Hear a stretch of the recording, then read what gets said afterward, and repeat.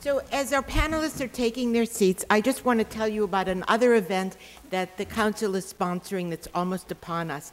And that's the launch of our report, Women in Fund Management, a roadmap for achieving critical mass and why it matters. And I'm very pleased that Melinda Wolf and Bloomberg are hosting this launch. It will take place on June 24th, a 7:30 a.m. breakfast. But watch for our emails on that. And I'm sure we've been barraging you all with emails for the past week, and we'll continue to do it before that event. So it's now my great pleasure to introduce you to another force in the diversity and inclusion space, and that's Anna Duarte McCarthy, Chief Diversity Officer at Citi. And Anna is particularly interesting to our network because she transcends the corporate arena and higher education. She was Dean of Students at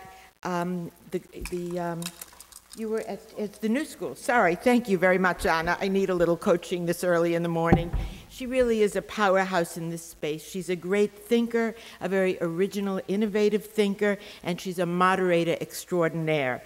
And she's someone from whom I always learn a great deal, and I think you're going to feel the same today. And she will introduce this extraordinary panel to you. Thank you all.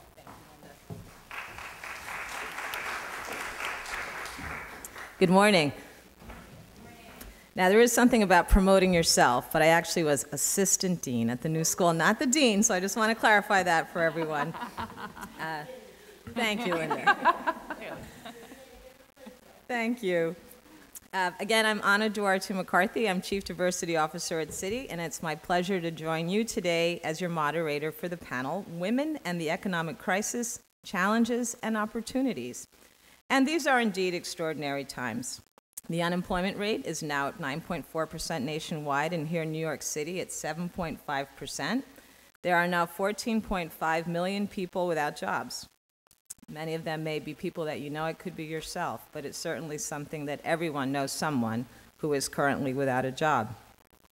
Last year, 1.5 million homes were lost due to subprime foreclosures, and the foreclosure rate is up 30% since last year, with 1 in every 374 U.S. households receiving a foreclosure filing this past April. Congress has passed a multi-billion-dollar bailout package and also passed a $767 billion stimulus package in February. However, less than 3% of that funding has been distributed. The reasons proposed for this crisis are varied and complex. The crisis can be attributed to a number of factors pervasive in both housing and credit markets, factors which emerged over a number of years. And Dominique Strauss-Kahn, Managing Director of the International Monetary Fund, says, bluntly, the situation is dire. All this will affect dramatically unemployment and beyond unemployment. For many countries, it will be at the roots of social unrest, some threat to democracy, and maybe for some cases, it could also end in war. U.S. President Barack Obama says there are certain institutions that are so big that if they fail, they bring a lot of other financial institutions down with them. And if all those financial institutions fail at the same time, then you could see an even more destructive recession and potentially depression. These are but a sample of the commentary we are hearing. How is it impacting us? According to a poll taken on the stress of a financial crisis, roughly 7 in 10 respondents said they were very stressed about money, and only 1 in 10 report that they are not stressed about finances. And the proportion of people stressed about money is going only up. Another recent study of 300 married working couples conducted by the Florida State University College of Business attempted to find out how the financial crisis is affecting people both at work and in their personal lives. The results show that in the workplace, large numbers of people are feeling even more stress, more pressure from management, and more concerned about their job security, and are witnessing more incivility, behaviors such as backstabbing, sucking up, and politicking as a means to stay employed. And more than 80% of both men and women surveyed also admitted, and I admit I'm part of this cohort, that it was unlikely they would be able to retire when they wanted and with the amount of money anticipated as recently as 1 year ago. In fact, my Smith Barney financial planner has moved my retirement age to 78. So And then with regard to gender in the workplace, Klaus Schwab, founder and executive chairman of the World Economic Forum, comments, "The financial crisis jolting the world's economies only highlights the missing voices and lacking presence of women. While many countries and businesses have made strides toward narrowing the gender gap, the vast potential of women to contribute to business and economic growth has yet to be realized.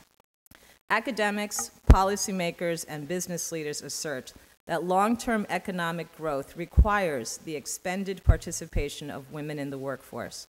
Greater representation of women in senior leadership positions within government and financial institutions is vital, not only to find solutions to the current economic turmoil, but to stave off such crisis in the future." So those are a number of the compelling issues we are facing. And if you're like me, you might be feeling somewhat stressed or frankly overwhelmed. Yet this morning, we will consider the impact of the financial crisis on women's productivity and competitiveness in the changing markets and turn and look at strategies for success in these times that could be considered times of opportunity. Contributing to our discussion are 5 esteemed leaders and colleagues, experts on diversity from the ec2's corporate circle network companies. Our panelists include, and you have your biographies so you can read about their backgrounds in more detail. To my left, Suba Barry, Managing Director, Head of Global Diversity and Inclusion, Bank of America and Merrill Lynch. To Suba's left, Terry Austin, Chief Diversity Officer of AIU Holdings, Inc. To Terry's left, Carrie Perino, who's Chief Diversity Officer at American Express. To Carrie's left, LeMay Allen DeYoung, U.S. Human Capital and Diversity Managing Director at Accenture, also a sponsor today. And thank you, Accenture, for your commitment to the ec2 corporate circle. And finally, to LeMay's left, we have Inesh Johnson, Vice President and Global Leadership and Diversity at Goldman Sachs. So let's join me in welcoming our panel this morning. Well, I think we should start our conversation today by considering the economy, and I'm going to start by turning to Suba. I know, Suba, there are a lot of questions on people's minds today about the current economy, and frankly, people are wondering, have we reached the bottom? How bumpy is it going to be? What is your firm telling clients?